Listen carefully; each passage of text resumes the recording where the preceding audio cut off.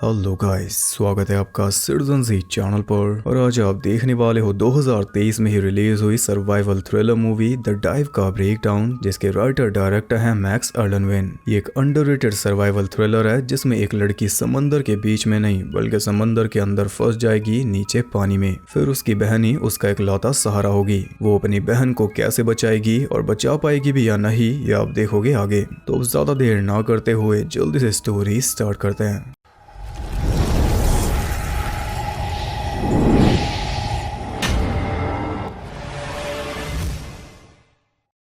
Movie के start में हम देखते हैं दो बहनों को जो कि एकदम एकांत जगह पर डाइविंग के लिए आई हैं। बड़ी बहन मे और छोटी बहन ड्रू। ये साल में सिर्फ एक ही बार मिलते हैं, वो भी जबरदस्ती। ड्रू जबरदस्ती मे को बुलाती है, फिर ये जाते हैं किसी ट्रिप पर, मेनली डाइविंग, क्योंकि डाइविंग इनके फादर ने इन्हें सिखाई थी जो कि अब इनके बीच में नहीं है। इनकी माँ जो है वो ड्रू के साथ रहती है, क्योंकि मे का तो किसी को पता ही नहीं कि वो कहाँ रहती है और क्या करती है, और मे को तो ये भी नहीं पता कि इसकी माँ ड्रू के साथ रह रही है। फिर लोकेशन पर पहुंचकर उन्होंने कार को ऊपर हिल पर लगा दिया और फिर सारा सामान लेकर वो पहुंचे नीचे समंदर के किनारे। एक्स्ट्रा सामान सारा साइड में रख दिया, जैसे कि एक्स्ट्रा ऑक्सीजन टैंक्स, और फिर डाइविंग सूट पहनकर दोनों पहुंच गई पानी के अंदर। इनके जो मास्क हैं उन्हीं के थ्रू दोनों बातें कर पा रही थी। ये पूरा इंटरकॉम सिस्टम है। वो दोनों थोड़ा नीचे जाती हैं तो वहां पर केव टाइप चट्टानें थी, जिनमें कई चट्टानें काफी तंग भी थी। उनके बीच में से होते हुए वो पहुंच गई एक एयर पॉकेट तक। अपने टैंक में से थोड़ी ऑक्सीजन उस पॉकेट में भरने के बाद दोनों मास्क उतार कर बड़े आराम से चिल करने लगी।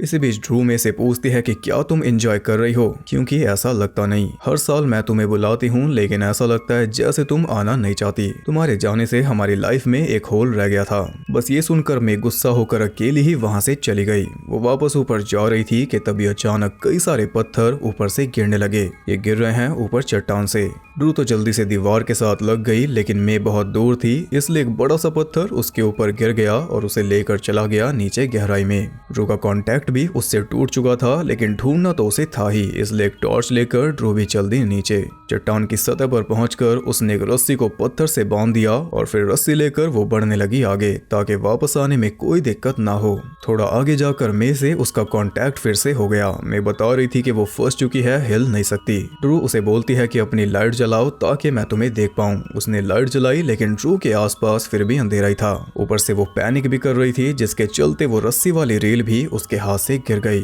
अब उसे अपना भी डर होने लगा कि अब मैं कैसे वापस जाऊंगी, पर थोड़ा ढूंढने पर वो रेल उसे मिल गई, यानी कि शांत रहेगी तो सब कुछ सॉर्ट हो सकता है। मैं भी उसे यही बोल रही थी। अब चट्टान की मदद से मैं ने उसे अपनी तरफ गाइड किया और जल्दी उसे मे वाली लाइट भी दिख गई। एक बड़े से पत्थर के नीचे मे की दोनों टांगे फंसी हुई थी। दोनों ने एक साथ जोर लगाकर उस पत्थर को उठाने की कोशिश की, लेकिन ये इम्पॉसिबल था। चाहे ये कितना भी जोर लगा ले, वो पत्थर हिलेगा भी नहीं। फिर ड्रू ने मे को खींच कर बाहर निकालने की कोशिश की, लेकिन ये भी बेकार था। जोर लगाने से कुछ भी नहीं होने वाला, इन्हें लगाना होगा दिमाग। मैंने ड्रू को बोला कि मेरी ऑक्सीजन 20-25 मिनट तक चल जाएगी, इतने में तुम ऊपर जाओ और ऊपर जाकर फोन से मदद बुलाओ, फिर वापस नीचे आना ऑक्सीजन टैंक लेकर। 2 पड़े हैं किनारे पर और 2 पड़े हैं कार में, और कार के ट्रंक में जैक भी होगा तो उसे भी ले आना, उससे ये पत्थर उड़ जाएगा। हमारे पास कई सारे ऑप्शंस हैं, पर एक बात ध्यान रहे कि 20 मिनट का टाइमर लगा लेना, इससे पहले कि मेरी ऑक्सीजन खत्म हो जाए। इतना सब बताने के बाद मैंने बोला कि शांत रहना, जितना शांत रहोगी उतनी कम ऑक्सीजन यूज होगी, पर लगता नहीं कि ये शांत रह पाएगी। खैर वो जल्दी से सरफेस पर पहुंच गई बिना डीकंप्रेसिंग के। जब कोई डीप डाइविंग करता है तो सरफेस पर जाने से पहले उसे कुछ मिनट पानी के अंदर ही रुकना पड़ता है, ताकि उसकी बॉडी एडजस्ट कर पाए। वो सीधा सरफेस पर नहीं जा सकता, गहराई से ऊपर आकर उसे थोड़ी देर रुकना पड़ता है, वरना उसकी हालत खराब हो सकती है और वर्स्ट केस में इंसान मर भी सकता है। इसकी मजबूरी थी, इसलिए करना पड़ा। पर ऊपर जाकर भी मजबूरियां रुकी नहीं। उसने देखा कि कई सारे पत्थर उनके सामान के ऊपर गिरे पड़े थे। इनके फोन्स और दोनों टैंक्स पत्थरों के नीचे दब गए। उसने फिर से पत्थर को हिलाने की कोशिश की, लेकिन कोई फायदा नहीं हुआ। ऊपर से वो टाइमर लगाना भी भूल गई थी, तो कई मिनट तो ऐसे ही वेस्ट हो गए। अब उसने अंदाजे से टाइमर लगाया 16 मिनट का। फिर वो भागकर कार तक पहुंची, लेकिन कार की चाबी भी नहीं थी, इसलिए विंडो तोड़कर उसने दोनों टैंक्स बाहर निकाल लिए और कार को भी अनलॉक कर दिया। अब उसे खोलना था ट्रंक, जो कि चाबी के बिना नहीं खुलेगा। वो बैक सीट में कोई गैप ढूंढ रही थी, लेकिन कोई गैप नहीं था। तब अपने चाकू से उसने उसने सीट को ही चीर दिया, लेकिन बीच में मेटल की प्लेट थी, यानी कि जैक तो इसे नहीं मिलने वाला। टाइम निकला जा रहा था और एक एक सेकंड कीमती थी, इसलिए दोनों टैंक्स लेकर वो नीचे की तरफ चल दी। लेकिन इसी बीच एक टैंक उसके हाथ से छूटकर गिर गया। उसे उठाकर वो जल्दी से नीचे पहुंची और फिर अपना सारा गियर पहनने लगी। वैसे तो उसे भी नया टैंक यूज करना चाहिए था, लेकिन उसने सोचा कि पुराने से ही काम चल जाएगा। और तभी पास में ही उसे दिखाई दी एक बोट। अब टाइम को भूलकर वो चिल्लाने में लग गई, क्योंकि इससे अच्छी हेल्प इसे नहीं मिल सकती। ये मौका गंवाने लायक है नहीं, लेकिन मे की ऑक्सीजन भी जारी है। अगर वो ही ना बची तो बोट को बुलाने का क्या फायदा। मतलब कि आप सिचुएशन देखो, इस मोमेंट पे सब कुछ खत्म भी हो सकता है और सब कुछ खत्म भी हो सकता है। बोट ने इसे देख लिया तो सारी प्रॉब्लम खत्म, लेकिन अगर ना देख पाई तो सारा टाइम वेस्ट और मे खत्म। ये गैम्बल है जिसे कोई भी अफोर्ड नहीं कर सकता। ड्रू ने जल्दी से सारा गियर पहना और एक टैंक अपने साथ लेकर वो उतर गई पानी में। जाते जाते भी उसे उम्मीद थी, इसलिए वो बोट की तरफ हाथ हिला रही थी, क्योंकि मन नहीं मानता। और इसी बीच वो टैंक उसके हाथ से छूट गया, यानी अब एक और सिचुएशन बीच में आ गई। बोट उसके काफी पास थी, लेकिन टैंक उससे कहीं ज्यादा जरूरी है, क्योंकि दो टैंक तो पत्थरों के नीचे फंस चुके, वो तो अब नहीं मिलने वाले। तो दो टैंक्स में से एक मे को चाहिए, तो एक इसे भी तो चाहिए। टैंक को गंवाना ऑप्शंस में नहीं था, इसलिए बोट को छोड़कर उसे पानी के नीचे जाना पड़ा। अगर रिस्क लेती तो क्या पता बोट वाला इसे देख लेता, लेकिन अगर ना देख पाता तो। ये बात जो मैं आपको बता रहा हूँ ये सब ड्रू के दिमाग में भी चल रहा होगा, तो ऐसे में कोई भी कदम ले पाना काफी मुश्किल हो जाता है। इंसान हमेशा खुद को कोसता रहता है, अगर ऐसा हो जाता, अगर वो कर लेता। ये सब तो इसके दिमाग में पहले से घूम रहा है। अगर सामान को चट्टान के पास ना रखते तो बच जाते, अगर मैं वो सब मे को ना बोलती तो वो गुस्सा होकर ना जाती और पत्थर के नीचे ना फंसती, अगर यहाँ पर ना आते और अगर मैं उसे बुलाती ना तो वो फंसती ना। इतना सब इसके अंदर चल रहा होगा तो हाथ पैर तो फूलेंगे ही। ये टैंक और रस्सी ऐसे तो नहीं गिर रहे। इधर मे भी खुद को शांत रखने की पूरी कोशिश कर रही थी, लेकिन अंधेरे के बीच में अपने दिमाग को शांत रख पाना काफी मुश्किल है। ऊपर से टाइम भी निकलता जा रहा था और जल्दी उसकी ऑक्सीजन भी खत्म हो गई। अब वो सांस रोककर इधर उधर देख रही थी कि काश ड्रू आ जाए, और तभी वो आ भी गई। उसने मे को अपने टैंक में से ऑक्सीजन दी, लेकिन ये भी खाली होने वाला है। उसे वो गिरा हुआ टैंक ढूंढ कर लाना होगा, लेकिन प्रॉब्लम ये है कि इनके पास एक ही टैंक है, साथ लेकर ये जा नहीं सकती, वरना मे तो मर जाएगी। तो उसने फैसला किया कि अपना टैंक मे को देकर वो बिना टैंक के जाएगी फ्री डाइव करते हुए, यानी कि सांस रोककर। टैंक में से थोड़ी ऑक्सीजन अपने फेफड़ों में भरने के बाद ये रिस्की फैसला लेकर वो चल दी, लेकिन उसके जाने के बाद मैंने देखा कि वो टैंक लीक हो रहा था। समस्याएं कम नहीं हो रही, उल्टा बढ़ती जा रही है। सांस रोककर ड्रू पूरी सतह को छान रही थी और फाइनली टैंक उसे मिल गया, लेकिन अब वापस जाने का रास्ता नहीं मिल रहा। कैसे भी करके पूरी जान लगाकर वो जल्दी से मे के पास पहुंची और तब जाकर उसे सांस आई। अपना टैंक उसने फिर से कनेक्ट कर लिया और नया वाला दे दिया मे को। तब जाकर दोनों की बात हुई। ड्रू ने मे को सब कुछ बता दिया कि ना तो मुझे जैक मिला और ना ही फोन, पर ड्रू के मुताबिक मैप पर उसने एक घर देखा जो यहाँ से लगभग 1 मील दूर होगा। मे उसे कहती है कि घर वर जाने का टाइम हमारे पास है नहीं, तो वापस ऊपर जाओ और कैसे भी करके जैक लेकर आओ। तुम्हारे टैंक की पाइप लीक हो रही है, उसे भी फिक्स कर लेना, वरना सारी ऑक्सीजन लीक हो जाएगी। और हाँ, सरफेस पर जाने से पहले डीकम्प्रेसिंग कर लेना। सारी बातें सुनकर वो ऊपर की तरफ चल दी, लेकिन डीकम्प्रेशन वाली बात को उसने इग्नोर कर दिया, क्योंकि उसे बोट को बुलाना था। इसलिए वो एक बार फिर सीधा ऊपर चली गई, लेकिन ऊपर तो बोट थी नहीं, वो कब की जा चुकी। और सीधा ऊपर आने की वजह से ड्रू की हालत खराब हो चुकी थी। वो उल्टी कर रही थी और उसके नाक से खून आ रहा था, पर ये सारी चीजें नजरअंदाज करके वो पहुंची सीधा कार तक। अपने चाकू से वो ट्रंक का लॉक खोलना चाह रही थी, लेकिन वो नहीं खुला। अब एक ही ऑप्शन बचा था, मैप पर बना वो घर जिस तक जाने के लिए मैंने मना किया, पर ड्रू तो उसी तरफ चल दी। भागते हुए वो उस घर तक पहुंची जो कि घर नहीं बल्कि एक पुराना चर्च था। उसका दरवाजा भी लॉक था, लेकिन ऊपर एक रूम था जिसमें कोई ना कोई तो रहता होगा। पास में एक स्कूटर भी खड़ा था, तो स्कूटर को विंडो के नीचे लगाकर ड्रू विंडो तोड़कर अंदर घुस गई। अंदर उसे मिला थोड़ा जूस जिसे वो गटक गई, फिर मिला एक हथौड़ा और एक मार्कर। तो मार्कर का यूज करके उसने मैप के ऊपर अपनी लोकेशन मार्क की और साथ में लिख दिया कि हमें मदद चाहिए। उस मैप को दरवाजे के सामने रखकर हथौड़ा साथ लेकर वो वापस चल दी। उधर मे को सारी पुरानी बातें याद आ रही थी, जिनकी वजह से वो भी बेचैन हो गई। अब वो अकेले ही जोर लगा रही थी, जिससे ऑक्सीजन और जल्दी खत्म होगी। वैसे तो इस मूवी ने साफ साफ बताया नहीं कि आखिर पास्ट में ऐसा क्या हुआ था जिसके चलते मे इस पूरी फैमिली से कट गई, पर मैं आपको बता देता हूँ। इनके डैड ने इन दोनों बहनों को डाइविंग सिखाई थी। एक दिन मे का डाइविंग पर जाने का मन नहीं था, इसे कुछ अजीब फीलिंग आ रही थी, पर फिर भी ये गए और उसी दिन इसके डैड पानी में डूबकर मारे गए। उसी दिन से ये खुद से भी नफरत करने लगी और बाकी पूरी फैमिली से भी, जिसमें आते हैं मॉम और ड्रू से इसलिए क्योंकि ये सबकी लाडली है। मैंने जाने से मना किया था, पर फिर भी ये गए, लेकिन अगर ड्रू ड्रू मना करती तो फिर ये ना जाते।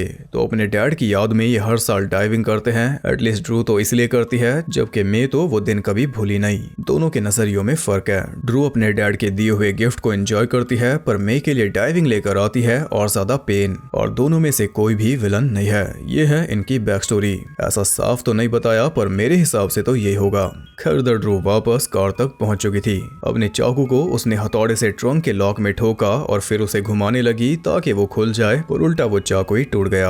अब गुस्से में वो कार पर हथौड़े मार रही थी और तभी उसके दिमाग में आया कि क्यों ना इसे तोड़ दिया जाए। कार को धकेलकर उसने क्लिफ से नीचे फेंक दिया, जिससे ट्रंक तो खुल गया, लेकिन जैक उसमें था ही नहीं। उसमें थी एक फर्स्ट एड किट और पंचर लगाने वाला स्प्रे। निराशा इतनी थी कि उसे रोना आ रहा था, लेकिन रोने का टाइम भी नहीं था।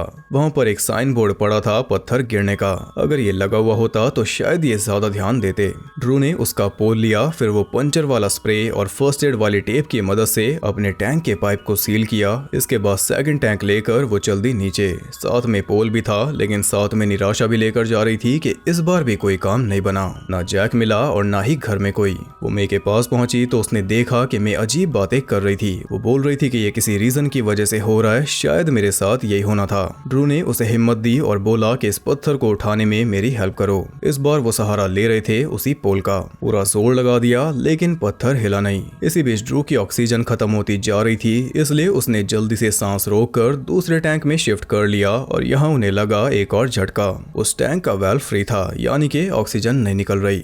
आपको याद होगा कि जब पहली बार ये दोनों टैंक लेकर हिल से नीचे आ रही थी तो एक टैंक इसके हाथ से गिर गया था। ये वही टैंक है। गिरने की वजह से इसका वाल्व फ्री हो गया। अब सांस रोके हुए ड्रू को काफी टाइम हो चुका था और मर तो वो नहीं सकती थी, इसलिए वो वापस पुराने टैंक पर शिफ्ट हो गई, जो कि जल्दी खाली हो जाएगा। पर उसके खाली होने से पहले दोनों को एक और ट्राई करना था। दोनों ने साथ मिलकर फिर से जोर लगाया और इस बार वो पत्थर हल्का सा उठ भी गया, लेकिन तभी पोल टूट गया और साथ में उनकी उम्मीद भी। शुरुआत में इतने सारे ऑप्शंस नजर आ रहे थे, पर अब एक भी नहीं। मैं तो पूरी तरह हताश हो चुकी थी। उसने मान लिया था कि वो नहीं बचेगी। तब ड्रू के दिमाग में आया एक आइडिया। अपनी एयर जैकेट उसने पत्थर के नीचे फंसा दी और फिर मे के टैंक से उसमें हवा भरना स्टार्ट किया। आइडिया यह है कि जैकेट फूलेगी और पत्थर को ऊपर उठा देगी, लेकिन जैकेट का सेफ्टी वाल्व बार बार खोल रहा था, यानी कि एक लिमिट तक ये फूलेगी। उतनी नहीं जितना ड्रू ने सोचा।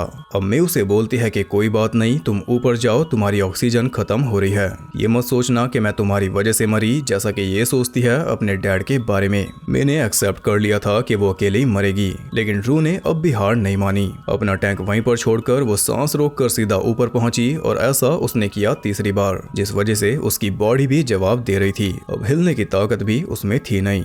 नीचे मे का दिमाग उसे पता नहीं क्या क्या दिखा रहा था, जिस वजह से वो अपने ख्यालों में भी डूब चुकी थी। पर तभी ड्रू फिर से उसके पास आ गई, एक पत्थर और वो पंचर वाला स्प्रे लेकर। स्प्रे को जैकेट के सेफ्टी वाल्व में भरकर उसने वो वाल्व भी बंद कर डाला। फिलहाल वो सांस ले रही है मे के टैंक से। उसी टैंक से ड्रू ने जैकेट को भरा, जिससे पत्थर थोड़ा सा उठ गया। फिर बाकी जोर लगाया इन दोनों ने, जिससे मे फाइनली फ्री हो गई। उसने तो सोचा भी नहीं था कि वो यहाँ से निकल पाएगी, लेकिन ड्रू ने हिम्मत नहीं हारी, इसलिए बच पाई। अगर ये भी चुपचाप ऊपर जाकर रोती रहती तो फिर सारी उम्र रोना पड़ता। बॉडी भी साथ छोड़ रही थी, फिर भी इसने खुद को पुश किया और आखिर में रास्ता निकल गया। दोनों गिव अप कर जाते तो फिर बात अलग हो जाती, पर अब ड्रू का हाल खराब हो चुका था। पूरी जान उसने लगा दी, अब वापस ऊपर जाने की हिम्मत उसमें नहीं थी। तो मैं उसे अपने साथ ऊपर लेकर जा रही थी, लेकिन अगर वो सीधा सरफेस पर गई तो पक्का नहीं बचने वाली। उसे डीकम्प्रेसिंग चाहिए थी, जिसके लिए मैं उसे लेकर गई उसी एयर पॉकेट में। लेकिन यहाँ भी ज्यादा ऑक्सीजन है नहीं और मे का टैंक भी खाली हो चुका। ये दोनों अगर यहाँ भी रहेंगी तो भी मर जाएंगी, और अगर सीधा ऊपर गई तो मैं तो क्या पता बच जाए, लेकिन ड्रू तो पक्का मरेगी। इन्हें और ऑक्सीजन चाहिए, जिसका इंतजाम करेगी मैं। ये सांस रोककर वापस जाएगी उसी जगह, वो खराब टैंक लेने। यही इकलौता ऑप्शन है। एक लंबी सांस लेकर वो चली गई, लेकिन खुद को संभाले रखना ड्रू के लिए मुश्किल था। वो धीरे धीरे डूब रही थी, क्योंकि बॉडी में जान थी नहीं। ज्यादा देर तक वो खुद को संभाल नहीं पाई और पूरी तरह पानी में समा गई। जब तक मैं टैंक लेकर वापस आई, तब तक वो होशो हवास खो चुकी थी। ये देखकर मैंने जल्दी से पत्थर मार मार कर वाल्व भी तोड़ दिया, जिससे ऑक्सीजन उस एयर पॉकेट में भर गई। लेकिन ड्रू बेजान पड़ी थी। मैं उसे कैसे भी करके पानी में ही CPR दे रही थी, लेकिन कोई फायदा नहीं हो रहा था। पर मैंने ड्रू से ये सीखा कि हार नहीं माननी। वो अपने काम पर लगी रही, जिसके चलते आखिरकार ड्रू जाग गई। कुछ देर दोनों वहीं पर रही, फिर मैं ड्रू को लेकर ऊपर आई और कुछ इस तरह दोनों बहनें अपने दम पर जिंदा बच गई और दोनों ने ही एक दूसरे को मरने से बचाया। ये दोनों का नया जन्म है, जिसे ये साथ मिलकर जिएंगी। इसी के साथ ही मूवी होती है खत्म। तो मूवी का मैसेज क्लियर था कि हार नहीं माननी। हालातों के जाल में फंसकर अगर रुक जाओगे तो रुके ही रह जाओगे। कभी कभी ऐसा लगता है कि अब कुछ नहीं हो सकता, लेकिन हाथ पैर मारते रहोगे तो जरूर होगा। बॉडी इंसान को दी गई है काम में लेने के लिए, लेकिन आजकल लोग अपनी बॉडी के ही गुलाम बन चुके हैं। बॉडी को पूरा दिन आराम देते हैं, जिसके लिए वो बनी है उसके एकदम अपोजिट। तो फिर काम में कब लेंगे और कैसे लेंगे, क्योंकि बॉडी तो टाइम के साथ ढल जाती है। तो इस बॉडी को काम पर लगाओ और अपने सपनों को अचीव करो। यही तुम्हारा सबसे बड़ा एसेट है। बॉडी तुम्हारी गुलाम होनी चाहिए, ना कि तुम बॉडी के, जैसा कि ड्रू ने किया। अपनी लिमिट को पुश करोगे तभी कुछ होगा। जितना कम करते जाओगे उतनी आराम से कम होती जाएगी, लेकिन टाइम को गवा दोगे। मूवी के अंदर जो सर्वाइवल की चीजें थी वो तो ठीक थी, लेकिन जो रिश्तों वाला एंगल था वो क्लियर नहीं था। अगर वो भी ठीक से दिखा देते तो ये और ज्यादा बेहतर हो जाती। और सीखने के लिए इसमें काफी कुछ था। आपने क्या सीखा वो कमेंट करके जरूर बताना। और अगर सर्वाइवल थ्रिलर्स और देखनी है तो थ्रिलर्स वाली प्लेलिस्ट चेक कर लेना, उसमें ढेर सारी वीडियोस आपको मिल जाएंगी। और अगर ऐसी वीडियो और जल्दी चाहिए तो वो पूरी तरह डिपेंड करेगा आपके रिस्पॉन्स पर। लाइक और कमेंट जरूर करना, उससे मैं समझ जाऊंगा। ऐसा ही और कंटेंट देखने के लिए चैनल को सब्सक्राइब करके बेल नोटिफिकेशन को ऑल पर सेट कर लो, ताकि नोटिफिकेशन ढीठ बनकर बार बार आपके पास आती रहे। और ज्यादा कनेक्टेड रहने के लिए आप मुझे इंस्टाग्राम पर फॉलो कर सकते हो, वहाँ आपको बहुत कुछ जानने के लिए मिल जाएगा। और साथ ही बाकी जगहों पर भी, जिनके लिंक्स आपको मिल जाएंगे नीचे। और guys, masters of horror season 2 के लिए काफी सारे कमेंट्स आ रहे हैं, तो मैं आपको बता दूं कि वो भी जल्दी स्टार्ट होगा। उससे पहले एंड होगा क्रीप शो का सीजन 4। तो मैं आपसे मिलूंगा अगली वीडियो में, तब तक के लिए सबको बाय।